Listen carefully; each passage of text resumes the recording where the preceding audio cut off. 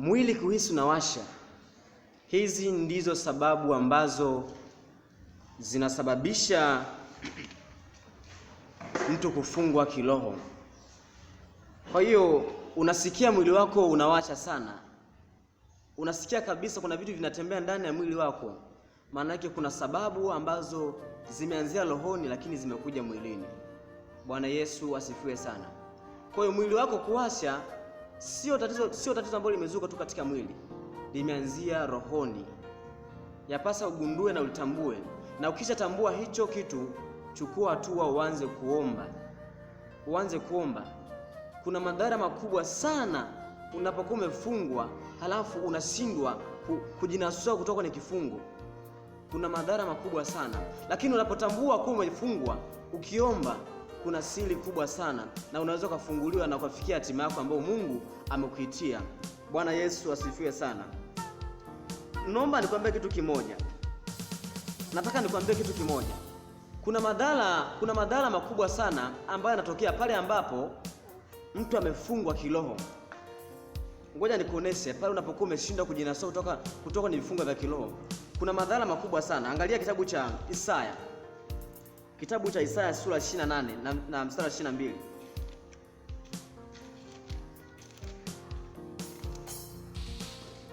Isaya sura 28 na mstari wa 22. Kwa hiyo unapokuwa umeshindwa kujinasua kutoka kwenye vifungo, kuna madhara makubwa sana. 28:22 Biblia inasema kwamba naanzia basi sasa msiwe watu wenye kudharau vifungo vyenu, visije vikakazwa. Biblia inasema kwamba basi sasa msiwe watu wenye kudharau vifungo vyenu, msije vikakazwa. Kwa hiyo unapokuwa umedharau vifungo, Biblia inasema kwamba vifungo vile vitakazwa, kwa sababu anayekufunga na kusimamia, anayekufunga na kusimamia wewe.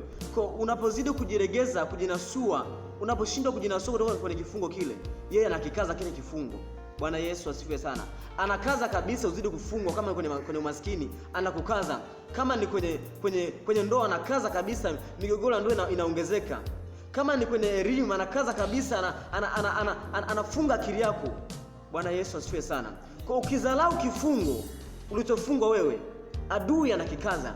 Ukidharau kifungo katika ndoa ulichofungwa wewe, adui anakaza. Kifungo cha kiroho cha ukoo ukikidharau wewe, adui anakikaza. Kwa hebu tambua kabisa kwamba usidharau vifungo ulivyofungwa. Umefungiwa kwenye uzinzi, usipotambua maana yake adui anakaza.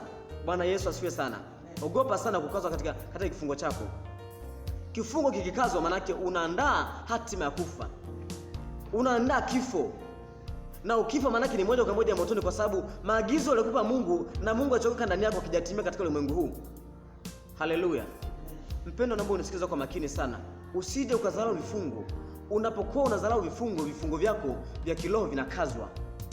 Nimekwambia sababu inafuata hiyo, nimekwambia kwamba sababu inafuata kama ni mwili kuwasha. Kwa unaposikia mwili unawasha mara kwa mara, mwili unawasha, sio tatizo tu la kawaida. Ujue kabisa kuna sababu imeanzia kutoka mwanzoni kabisa. Bwana Yesu asifiwe sana. Nimetaja sababu kama 3 hivi. Nimesema magonjwa yasiyoisha yanayojirudia, nikazungumza madeni yasiyoisha, nimezungumza mwili kuwasha, na kuhisi kwamba mwilini kuna vitu vinatembea. Nimezungumza sababu 3. Lakini pia kuna sababu nyingine inasema kwamba usikia msukumo wa kutenda dhambi pasipo kupenda. Unasikia msukumo wa kutenda dhambi pasipo kutenda. Hili ni tatizo la watu wengi sana. Mtu unasikia msukumo wa kutenda dhambi, wewe haujapenda kutenda dhambi, unasikia msukumo wa kuzini, unasikia msukumo wa kuanga, unasikia msukumo wa kuroga, unasikia msukumo wa kutenda dhambi pasipo kupenda. Bwana Yesu asifiwe sana.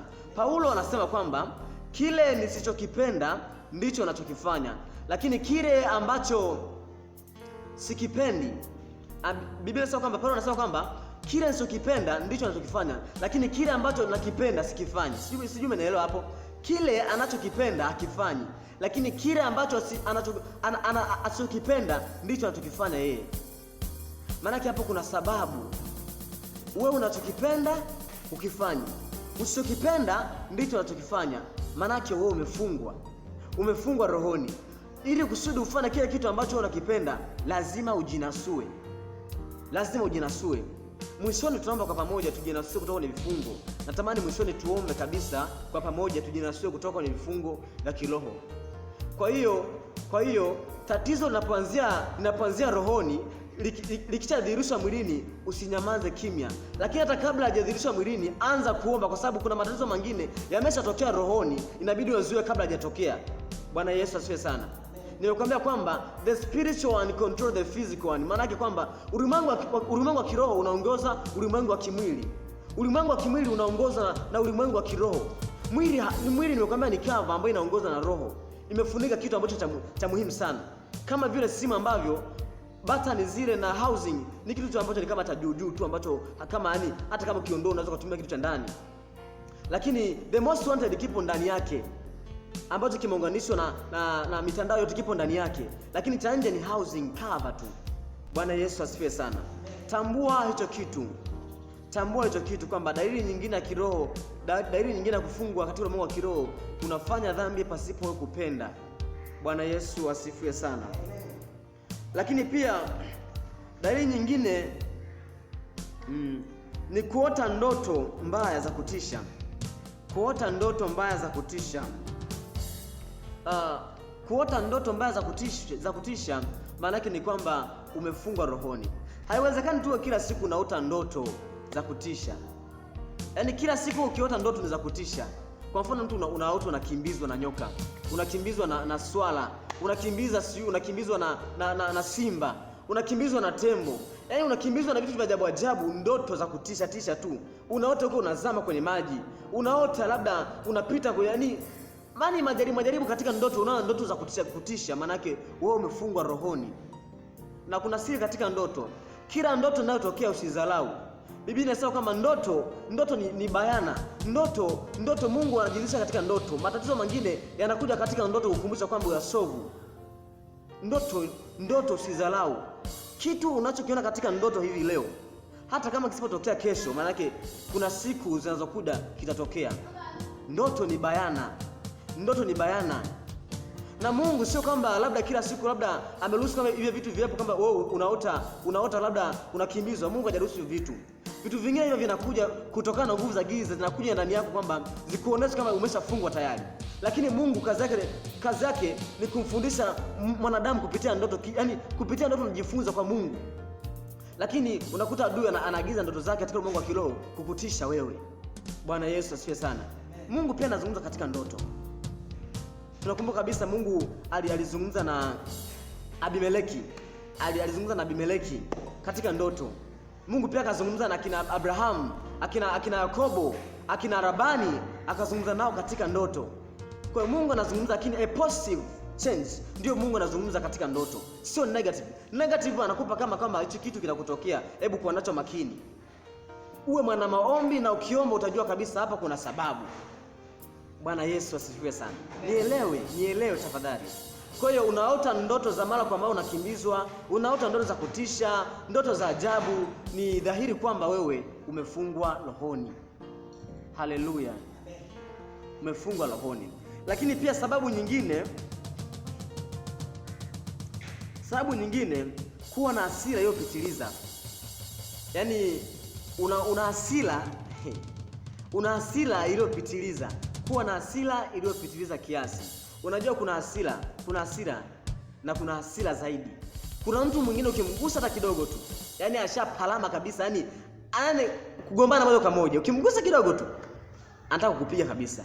Ukimkorofisha kidogo tu hajizuii, kidogo ushapigwa tayari. Ni hasira iliyopitiliza kabisa. Kwa hiyo ukiwa na hasira iliyopitiliza kabisa, na ujue kabisa wewe umefungwa rohoni. Jitambue kabisa, hebu jichunguze, na ikiwezekana umuulize hata rafiki yako, hivi mimi na hasira gani? Hivi unanionaje mimi? Hivi mimi ni mtu wa kukasirika? Yaani kuna mtu mwingine anachokozwa kidogo tu alishapandisha hasira. Anaguswa kidogo tu ameshapandishwa hasira. Umemchukua kidogo kitu chake ameshapandisha hasira. Maana yake hasira iliyopitiliza ni kifungo cha rohoni. Kuna sababu adui amekufunga pasipo kujua. Na usipojinasua atafunga zaidi ile hasira, ili kusudiwa mkorofi katika jamii. Usionekane kio katika jamii. Uonekane kama kero katika jamii. una hasira iliyopitiliza baba yangu, una hasira iliyopitiliza mama yangu, una hasira iliyopitiliza kaka yangu. Hicho ni kifungo cha kiroho. Na usidharau. Mungu anazungumza kupitia watumishi wake. Nisikilize. Sauti unayosikia yawezekana ni Mungu kabisa anazungumza na wewe. Ana makusudi na wewe, ndio maana kabisa umefungua kabisa YouTube channel uangalie hicho kitu. Nikusihi kabisa subscribe uendelee kupata taarifa mpya na kupata mahubiri mapya kila hapo leo. Kuna siri kubwa sana katika neno la Mungu. Usidharau neno la Mungu. Maana Biblia imesema kwamba neno la Bwana ni taa miguu yangu. Maana yake ni taa maisha yako. Huwezi ukapenya katika huduma au katika maisha pasipo kusikiza neno la Mungu. Lazima usikize neno la Mungu ili kusudi ujengwe. Haleluya. Lakini pia sababu nyingine, kuwa mzito kwenye mambo ya kimungu. Unakuwa mzito kwenye mambo ya kimungu. Yaani ukiambiwa uombe, huwezi kuomba. Ukiambiwa ufunge, unaona kama anakushindisha njaa tu yani. Ukiambiwa labda usimamie uje labda kuimba kwaya, hutaki. Ukiambiwa labda uje kwenye praise and worship, hutaki. Ukiambiwa uwe kiongozi unaongoza kanisa, hutaki. Manake hiyo ni dalili kabisa kwamba wewe umefungwa rohoni. Masuala kimungu yani kabisa amefungwa kabisa, usiyapende. Kuna watu wengine ni furaha yetu kuhubiri. Kuna watu wengine tuna furaha tukishika mic. Kuna watu wengine tuna furaha labda tukisoma neno la Mungu tunafurahi kwa sababu hatujafungwa. Lakini kama umefungwa unakuwa mzito katika huduma. Kuna mwingine hapa anaongea na mwimbaji, mwingine labda ni mhubiri, mwingine labda ni mtu ambaye labda kiongozi katika kanisa, lakini ni mzito kwa sababu amefungwa katika roho yake. Bwana Yesu asifiwe sana. Unakuwa mzito katika huduma ya kimungu manake wewe umefungwa. Angalia sasa kifungo hicho kisije kikakazwa. Kifungo kikikazwa, hakika utaangamia. Hakika hautafikia destiny ambayo Mungu alikuitia. Lakini sababu nyingine pia, kusahau na kupoteza kumbukumbu isiyo ya kawaida. Kuna mtu mwingine anasahau sio kawaida. Akika simu sehemu fulani, yani amesahau kabisa mpaka anaanza kumwambia jamani mimi nimepoteza simu. Anaambia mke wake mimi nimepoteza simu. Anaambia rafiki yake mimi nimepoteza simu. Simu yenyewe kumbe ameweka mezani tu. Anasahau pasipokuwa na yani sio kawaida kabisa. Unasahau. Kuna kusahau kawaida. Unaweza kuwa unasahau labda unasahau kidogo lakini sio sana kivi. Lakini wewe umesahau, yani unasahau kabisa hata swala jana buli tena jana umesahau. Unaambiwa jana uliuza kiasi gani mzigo umesahau. Unaambiwa jana nikupa kitu fulani nikuazima si peni umesahau. Yani umesahau, unasahau kusipokuwa yani unasahau sio kawaida kabisa kusahau. Umepitiliza kabisa katika kumbukumbu zako. Kumbukumbu zako zimeibiwa na adui. Manake wewe umefungwa. Na usipojinasua utaangamia. Kusahau kusipokuwa kwa kawaida manake ni kifungo pia cha kiroho. Bwana Yesu asifiwe sana. Amen. Bwana Yesu asifiwe sana. Amen.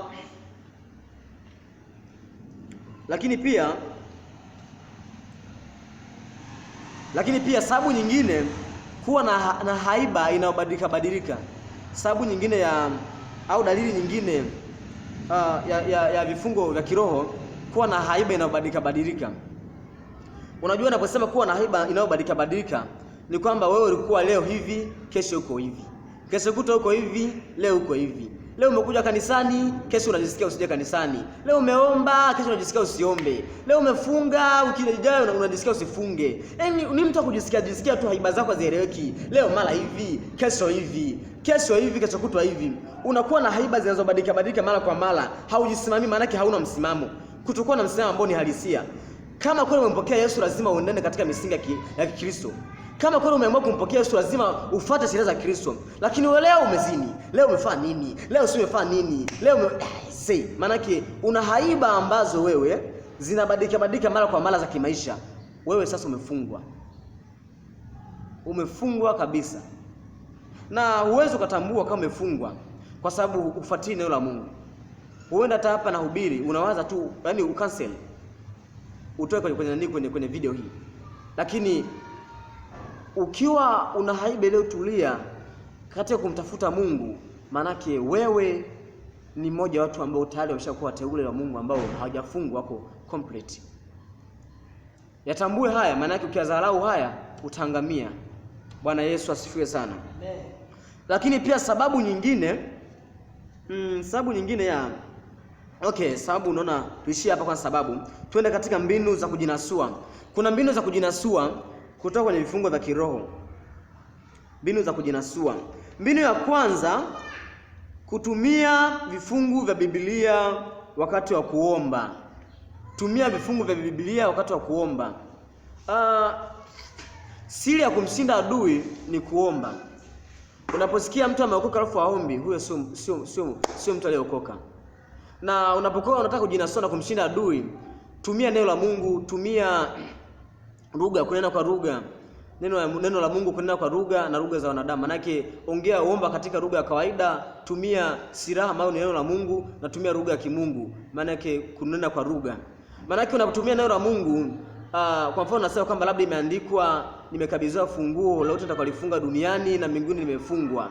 Kwamba mimi nakufunga wewe adui unifunga mimi. Nakufunga usiweze kuingilia mafanikio yangu. Nakufunga usiweze kupenya katika hatima yangu ya maisha. Nakufunga usiweze kuingilia ndoa yangu. Nakufunga usiingilie ujana wangu. Maana unaomba kwa kutumia kifungu cha Biblia. Unasema kwamba imeandikwa kila pando